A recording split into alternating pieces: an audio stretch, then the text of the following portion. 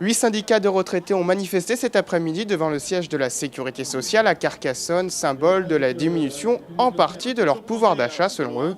Imposition, dépenses de santé, revalorisation des pensions, entre autres, les revendications des retraités étaient nombreuses. Donc nous revendiquons une augmentation du pouvoir d'achat de nos pensions.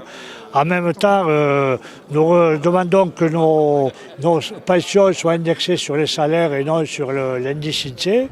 Et la remise en place de la demi-part pour les veuves, les 10% qui ont été supprimés pour les familles nombreuses, qui impactent très fortement le pouvoir d'achat des retraités et qui, depuis 2015, certains retraités sont devenus imposables alors qu'ils ne l'étaient pas. Et donc, en devenant imposables, ça remet en cause la taxe d'habitation, ça remet en cause certaines aides comme l'APL ou autres au niveau de la CAF.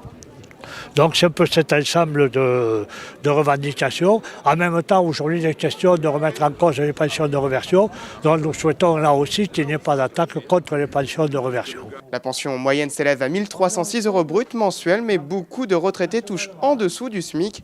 La précarité concerne de plus en plus de retraités et les femmes sont les premières touchées. Les femmes qui se retrouvent seules, souvent, elles se retrouvent au minimum, c'est-à-dire à 800 € par mois, avec des taxes locales qui sont importantes, avec une charge mensuelle de frais fixes qui est de l'ordre de 500 ou 600 €. Et s'il reste 200 € pour manger, c'est un petit peu léger pour manger, s'habiller. Et la voiture, n'en parlons pas, on ne peut pas l'avoir. Ils étaient près d'une centaine de retraités au doigt à faire entendre leur voix cet après-midi. Du salaire.